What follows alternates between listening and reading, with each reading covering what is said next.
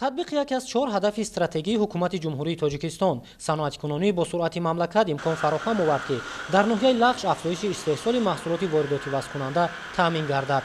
танҳо давоми 4 соли охир тадбирандешиҳо имкон фароҳам овард ки дар ноҳия истеҳсоли намудҳои нави маҳсулоти саноатӣ ба роҳ монда шавад.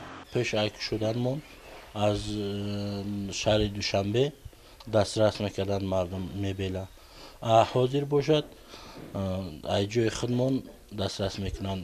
ҳозир қариб 7-8 нафар писарон ҳастаи барои нақши нигорӣ кардан гулкорӣ карданда ва ёда 6 нафар занон кор мекунанд дузанда.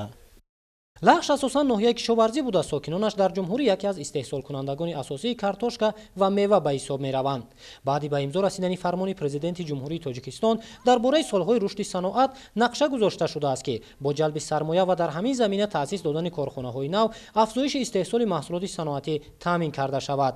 дар минбаъда аз тарафи мақомоти иҷроияи маҳаллии ҳокимияти давлатии ноҳияи Лағш афзалият ба он дода мешавад ки тавассути таъсис додани корхонаҳои саноатӣ ҳарчи бештар ашёи хоми маҳаллӣ аз ҷумла маҳсулоти кишоварзии истеҳсол шуда коркард карда шавад. солҳои 2022 солҳои 2026 солҳои рушди саноат эълон гардид ва ҳамин мақсад дар ноҳияи Лағш низ як қатор соҳибкорон кӯшиш ва харҷ дода истодааст. истеҳсоли мебел, корхонаи коркарди дару пластикаҳои тирезаҳо ба роҳ монда шудааст. ҳозир соҳибкорои мо кӯшиш карда истодааст дар оянда анами корхонаҳои саноатиро дар ноҳия дучанд бояд зиёд намоянд.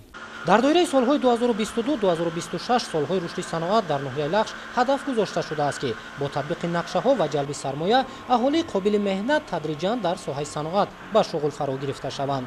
аз ҷониби дигар дар ҳамин доира сокинони ноҳия ҳарчи бештар бо маҳсулоти истеҳсоли маҳаллӣ таъмин карда мешаванд.